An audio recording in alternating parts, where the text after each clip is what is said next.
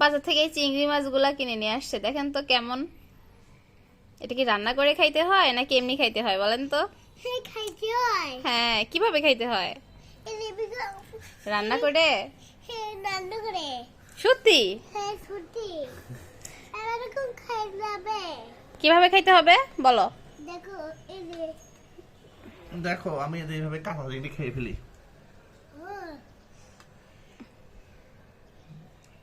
হুম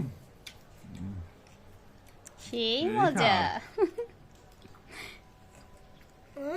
কেমন? অনেক সেই দাঁত অনেক সেই স্বাদ হয়েছে। খাবে দেখাও।